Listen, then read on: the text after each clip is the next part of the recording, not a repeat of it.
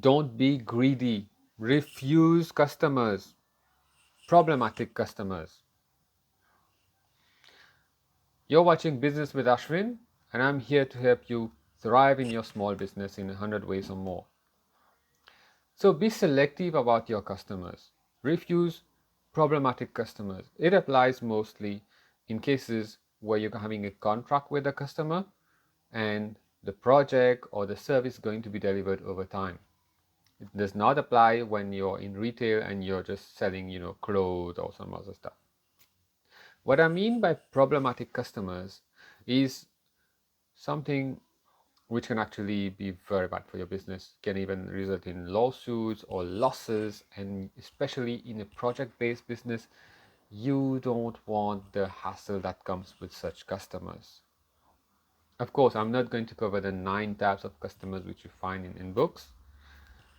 Just to begin with, even in the early stages, where you find when they have not yet become your customer, when they're talking to you, if you find things like they're not having good manners or they're sounding cheap, stay away.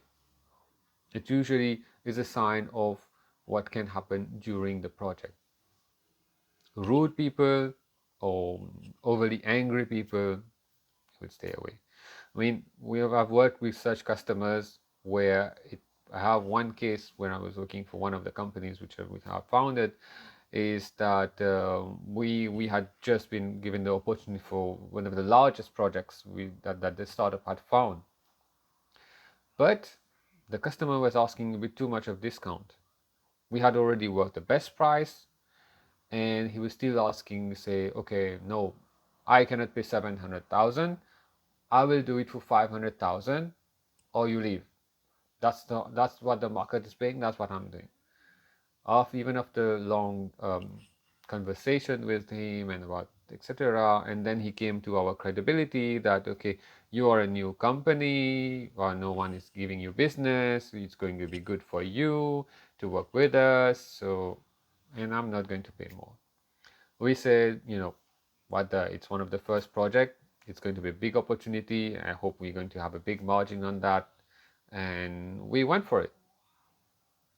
And it backfired because after a few months, the customer was saying that, no, I don't want you to work in this way.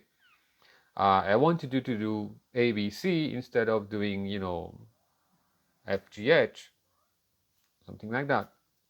And we were telling him, no, but this is the way the project goes. I mean, what? You cannot build the second floor until you build the first floor. And the customers are adamant, and no, this is what I want. And huge discussion, the project was delayed, and at some point of time his rudeness came out, and even though that company is doing quite well and was shouting and etc. And yeah, ultimately it ended up in a lawsuit for something we did and we delivered, and just because of that. So keep it with them. So what are the signs to identify such customers? One is when they ask too much for the price. You know what it takes to take a quote. And if the customer is asking you for twice of what you're providing, that's already a sign. The second sign is the customer who constantly asks for discounts, who spends long minutes, even an hour, negotiating discount with you. Of course, it's not bad to give discounts if you have a leverage, like, but don't give a lot of discount. If you're giving 5%, you say, yeah, if you close within 7 days, I'll give you 5% or 10%, depending on how you're margin in which industry you are. That could work, but don't readily give them like 25% or whichever, or your best discount, or such discount that you would be selling, at just break even, because these customers, they often don't want to pay, and they can still, even if you've closed and agreed on the price, they could still negotiate in the future about it. So have more example. I mean, once.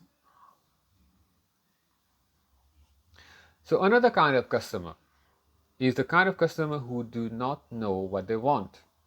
So in the early stages, let's say in the first meeting, they tell you, I want to build a house for me to live. And in the next meeting, they say, no, I want to build a commercial space and I want this. And in the third meeting, they say, no, I want a bit both of them, but I'm looking more for a resort or something like that. You know, stay away.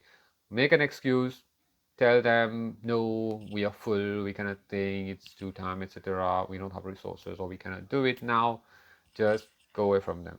Because what happens with these kind of customers is even when you've agreed on the scope and given the price, in the middle of the project, they might either change their mind or they might not give you the required approvals or required payments, issues like that. Just take care and get away from that. I've learned the hard way, but you also find it in books. Of course, you can study. There are more ways to find customers you should avoid, and hopefully, we're going to cover that in the coming videos. So, stay away from problematic customers, bad manners, asking too many discounts, and they don't know what they want. Thank you for being with us. You're watching Business with Ashvin. I'm here to help your small business thrive. Like and subscribe. There are a lot more videos coming up.